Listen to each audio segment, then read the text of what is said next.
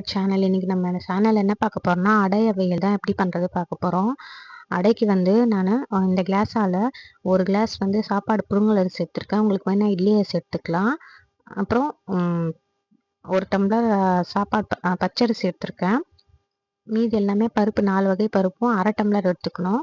என்னென்னதுன்னா பருப்பு, கடலைப்பருப்பு, பைத்தம்பருப்பு, உளுத்தம்பருப்பு எல்லாமே அரை அரை டம்ளரு. அப்புறம் வெந்தயம் ஒரு ஸ்பூன் போட்டுக்கோங்க. இதெல்லாம் நல்லா 2 வாட்டி வாஷ் பண்ணிவிட்டு தண்ணி ஊற்றி ஊற வச்சுருங்க. இது கூட மிளகாவும் காரத்துக்கு ஊற வச்சுருங்க போட்டு.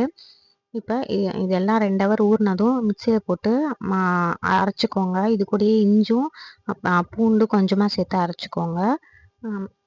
அவ்வளோதான் அவியலுக்கு. இப்போ காய்கறிலாம் வேக வச்சுருக்கேன் தனியாக. காய் வந்து நான் 4-5 வகையான காய் எடுத்திருக்கேன். உங்களுக்கு என்னென்ன காய் வேணுமோ போட்டுக்கலாம். நான் வந்து இன்றைக்கி சேனக்கிழங்கு, முருங்கைக்காய், உருளைக்கிழங்கு, அப்புறம் கேரட், பீன்ஸ் அதை எடுத்திருக்கேன். நூல்கோல் எடுத்திருக்கேன். உங்களுக்கு என்னென்ன வேணுமோ போட்டுக்கலாம்.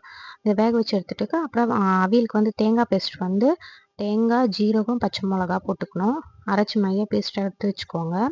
இப்போ ஒரு கடாயில் எண்ணெய் ஊற்றிட்டு நம்ம வேக வச்ச காய்கறியை போட்டுட்டு அந்த பேஸ்ட்டையும் போட்டுக்கோங்க. கொஞ்சமாக தண்ணி ஊற்றிக்கோங்க. கொஞ்சமாக கொதித்ததும் நம்ம தயிர் போட்டு உப்பு போட்டுக்கோங்க தேவையான அளவு. போட்டுட்டு ஆஃப் பண்ணிவிடுங்க. மேல் தேங்காய் எண்ணெய் ஊற்றி சாப்பிடுங்க, நல்லாயிருக்கும்.